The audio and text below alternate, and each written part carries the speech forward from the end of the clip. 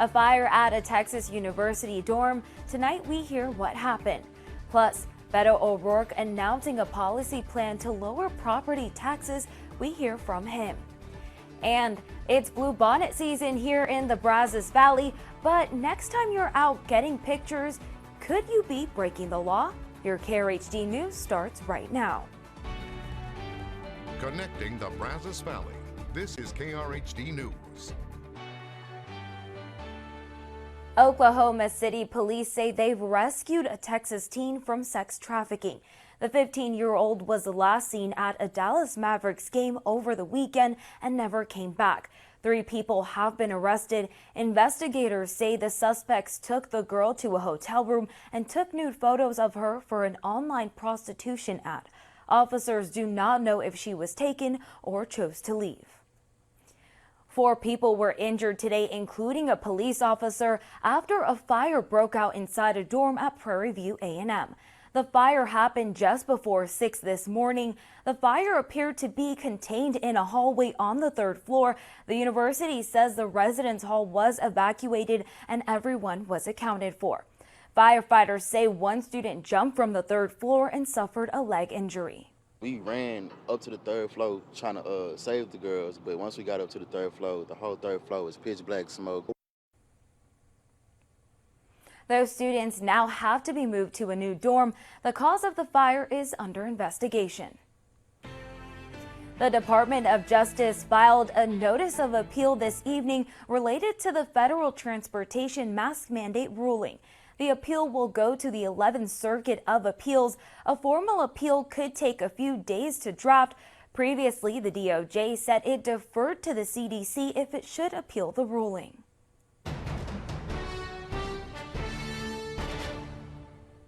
Former U.S. Congressman Beto O'Rourke on the campaign trail today in North Texas, focusing on property taxes.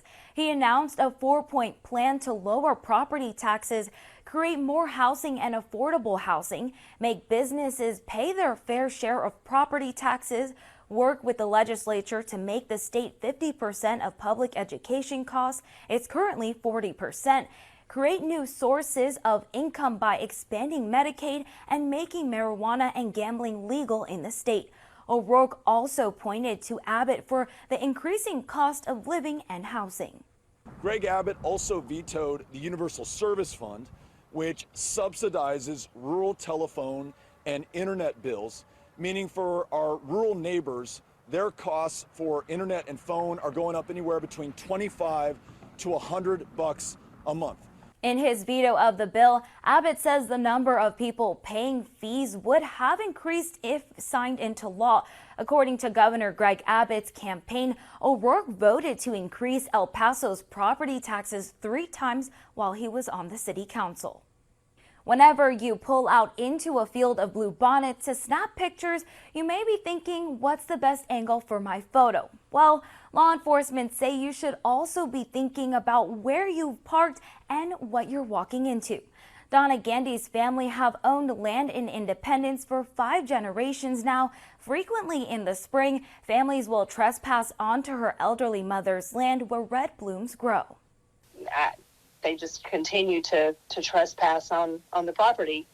And they're not even asking, they don't even come out to the house and ask if they can take pictures on the land. While it's important to make sure that you are either on public land or that you have consent from a landowner to be there, state troopers also urge families to avoid parking on the edge of the road or in highway medians. Zillow reports the typical home is worth about 20% more now than just a year ago. Risky lending is more likely when there's a shortage of less expensive homes. It was a major factor in the Great Recession, yet 1 in 5 Americans still turn to alternative financing in the decade after the recession. That is according to new research from Pew Charitable Trusts. Now, these agreements often come with higher payments and interest rates, also less protections for the buyer. The research also found that lower income communities and communities of color are more likely to sign up for non-traditional financing. Now, we know a number of people had to leave their jobs earlier in the pandemic due to childcare issues, and now they're returning to work. That is according to federal data published today. Both parents are working in about 62% of families with kids. That is a rate which is nearly at pre-pandemic levels. It is a rebound from 2020 when the number of working families hit an 8-year low. Especially for the wives and the mothers, they were more likely to have to quit their job to take care of the child care. And so that really fell on them. So I think with more moms and wives being able to get back into the workforce, we'll see that trend increasing. Today's report also shows the ongoing inequality in the labor market. One family member was unemployed in 6% of white families compared to 10% in Black or Hispanic families. That gap is smaller than it was in the early 2000s. Researchers believe more could be done. Something else that corporations could do is rethink that some of the credentialing that goes along with their jobs. There are a number of jobs that for example, may require certain higher educational degrees or things of that nature that really could be done by somebody who've gotten reskilled or upskilled. The employment rate for single moms with kids under 3 dropped during the pandemic and remained low in 2021 while the expanded child tax credit was in place. Experts say with the credit gone in 2022, more of those mothers could end up back in the workforce. A local family is hosting a foreign exchange student from Germany. After the break, we get to talk with her and the adoptive family about life in America. This Education First is a foreign exchange student program that helps students from European countries experience life in the U.S. KRHD News reporter Diamond Dixon spoke with one of the students in the program. We hear from a local host family about how they got started with the foreign student exchange program. I was looking over the profiles and Nina's stood out because she likes hiking and things like we enjoy. And then Amanda said the same thing. So it was like just meant to be for Nina to be with us. And, you know, the process was pretty easy. And while the food, culture, and education may differ, Nina has been enjoying this style of U.S. education. They have longer days and here you can like choose classes, which we can't do in Germany. And yeah, it's just there are a bunch of different classes. At least at my high school, you can choose a lot of classes. They're really fun classes and there's like huge variety. While the education requirements differ in Germany, Dad shares how they already have plans to watch Nina walk the stage. In Germany, Nina has 13 years of school, so she'll have 2 more years remaining in Germany, and we're planning on going and visiting her and her family in Germany in 2 years. Besides academics, Nina has enjoyed her experience in the U.S. It was very great. We've done a lot of things in spring break and just done a lot of trips. It's very great. Yeah, I'm very happy that I got to see so many things and I will in the future. So yeah, this was just a great opportunity to do this and to see the US like this. While Nina has only been here since December, there's already been a sister bond created between her and Amanda. We really like just like relaxing and like watching stuff. Playing games. And like we play games a lot, mainly card games or Skateboarding. well, we tried skateboarding, but we both got hurt on that. But yeah, we'll like go drive somewhere sometimes or like hang out with friends. What a perfect match it has been for Nina and the Winstead family. Their next trip is to Florida, where Nina will meet the rest of their family. Reporting in Bryan, Diamond Dixon, KRHD News. We've all heard about the Great Resignation by now, some even calling it the Great Reassessment. While many are now leaving their longtime jobs, Bryan ISD is providing students with the chance to ensure they're chasing their passions. For some, knowing what their career goals are begin at a young age. All that is left is proper guidance and education. Sharonda Williams, a Bryan High graduate, believes the program helps students achieve their goals. You find yourself going, this is what I love. I can't do something else because this is what I love. This is my passion. So you want to get yourself back to doing just that. So I find that we did slow down a little bit, but I think that we are busier than ever. Although during the pandemic, the cosmetology industry experienced a huge hit, these students are ready to welcome clients back in the classroom. Hope you've had a great evening out there. We are seeing a few clouds just like last night across the area, and it was a windy day, and those winds are steadily coming down a little bit. 77 degrees. Dew point 66, so that means it feels like a little warmer than it actually is. 79 is what it feels like out there, with south-southeast winds at 14 miles per hour. And we will continue to see a few clouds from time to time move across the area. These will thicken up later on tonight. Any thunderstorm activity? Well, that's way off to the north and east of us. There were a couple here across North Texas and then over into Arkansas.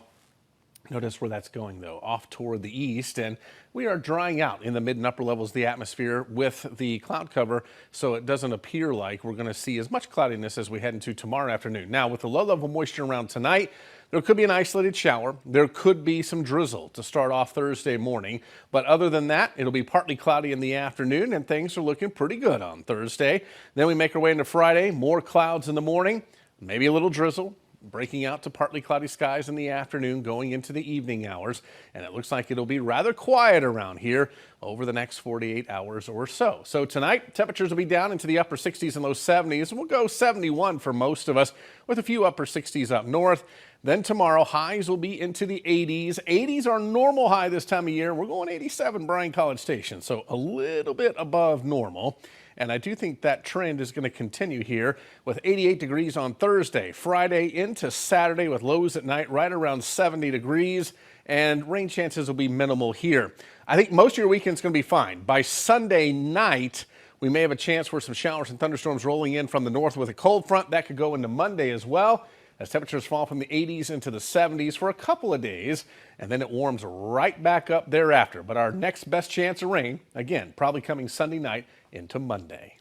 Inflation is stressing us out. You probably can relate to this. New research shows almost half of American workers are financially stressed. 20% regularly run out of money between paychecks. We mentioned inflation. So in general, people are having to spend more to get the same stuff. Another reason is, although wages are going up, for many people, they've got less money coming in because government programs, COVID relief time programs have kind of come to an end. Added to that, the fact that so many people, 68% from our survey, don't have money set aside, saved for emergencies. A growing number of people are making risky financial choices. The number of people using payday loans has tripled just in the last 12 months. 18% of Americans used an online installment loan. That offers a lower interest rate and a longer term than a payday loan. It can still cost you hundreds of extra dollars in interest or late fees. The financial stress exists among all income levels, pretty much all income levels. So there are things that we need to do better. We need to borrow more smartly. We need to borrow in a way at lower interest rates that doesn't mean that most of our money is going to interest costs. We need to save better. We need to be more disciplined at having emergency savings and putting money in them. More than a quarter of U.S. companies offer a loan program in worker benefits packages. Now, those loans are paid out of future paychecks and have lower interest rates than riskier options like payday loans. Other companies offer emergency savings accounts. Those take a small portion of each paycheck until you need it for an emergency. You can set up a similar system yourself using direct deposit and a second bank account. We could go on forever about the great things about summer, but it's also that time of the year that mosquitoes start to come out across the country. Yeah, there are a lot of solutions to dealing with them. You can go buy a chemical repellent, buy some candles, put netting up at your home. But as Chloe Nordquist shows us, some researchers are now working on another solution that we can actually wear. Mosquito bites are not pleasant. And it takes and it wiggles that mouth part through the threads in your clothing. And sometimes even a shirt can't prevent them from getting to you. They can bite through animal fur, they can bite through your clothing. But at this lab, Michael Rowe and his team are developing something to change that, using mosquitoes they raise in-house. We'll be able to develop a series of parameters that every textile has. And by having the right combination of those parameters, you can prevent a mosquito from biting through that textile. That is chemical-free lightweight fabric that's mosquito-proof, and it's gone through many tests. There are different tiers of testing. The first tier is an in vitro system that we've developed. In this small cage full of mosquitoes away from humans. If it's successful in preventing mosquito bites, then we go to what we call tier 2, which is where we put the cloth around a subject's arm. The third test is covering a person with the garments and putting them in a cage full of mosquitoes. So far, it's looking promising. They're hoping to make full garments and do even more testing. From that, we can make a decision whether we have a garment that's bite-proof. Why the focus on such a small insect? It could be life-saving. It transmits disease and has caused more death than any other animal on the planet. Rich Cohen runs a pest control service. Mosquito season typically starts in early spring when the mosquitoes become active through middle to the latter part of fall. The CDC calls mosquitoes the world's deadliest animal because they transmit diseases like malaria and viruses like Zika. For example, in 2017, 435,000 people died from malaria. Millions become ill each year. The team behind this new mosquito-proof material hopes this is just one more solution to help curb those numbers. I'd like to have something out on the market soon. However, we need a manufacturing partner that makes the textile. Mark Self is in charge of commercializing the invention, which has been stalled due to COVID. We feel like we have a unique way to market in that we've got an organic, chemical-free story to tell. Our aspiration is to be an ingredient brand for name an outdoor apparel manufacturer. Why not buy clothing that's bite-proof? If you're going to buy a jogging outfit or something to wear to the park, it can look like everyday clothing. And it's not just for clothing. Through this process, they have found that these tools can be used beyond what you find in a department store. There's been a lot of unexpected outcomes from this. For example, an egg textile that prevents insects when it's covering a plant from getting to the plant and eating the plant. I'm Chloe Nordquist.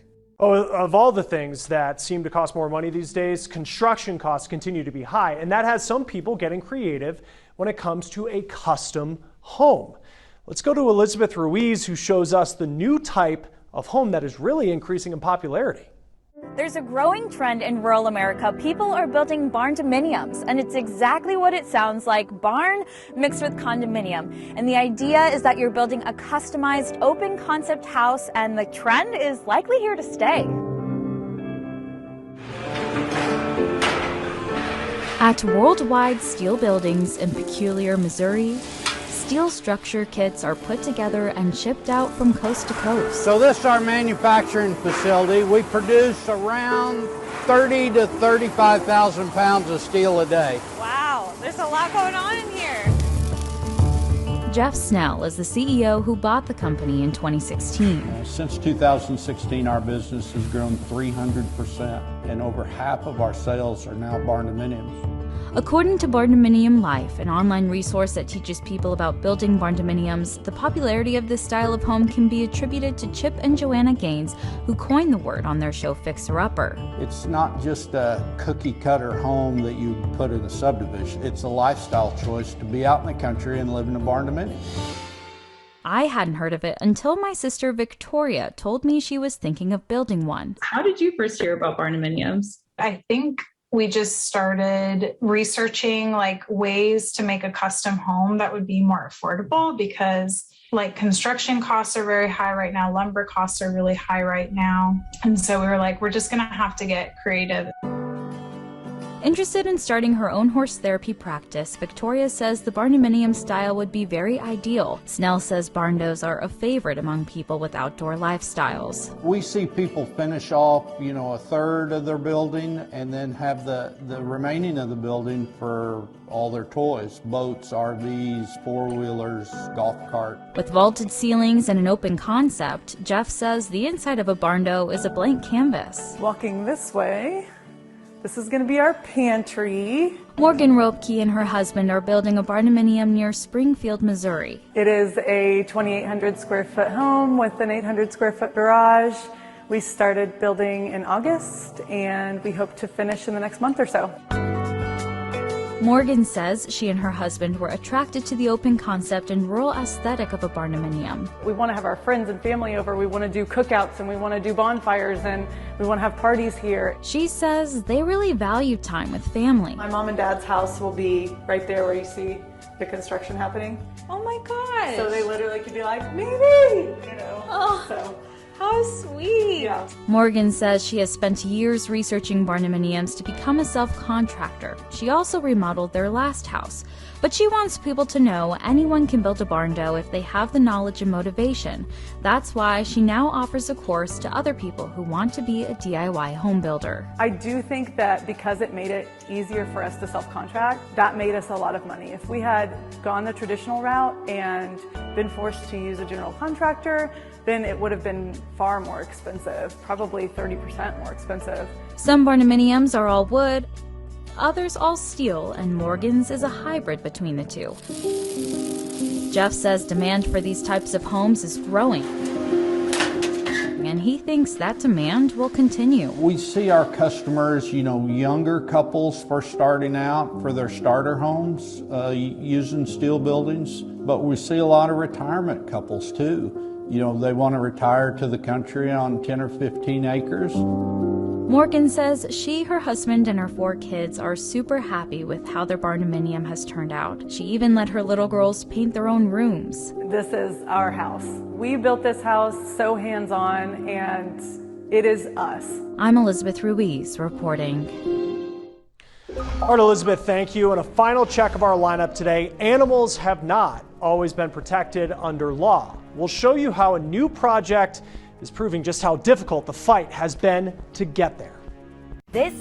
Laws to keep animals safe have not always been in place. A new project is showing just how hard the fight has been. This will be really valuable to scholars and researchers because for the first time, we have all of this material in one place to provide a full picture of what animal welfare was like back in the 1866, in the late 1800s.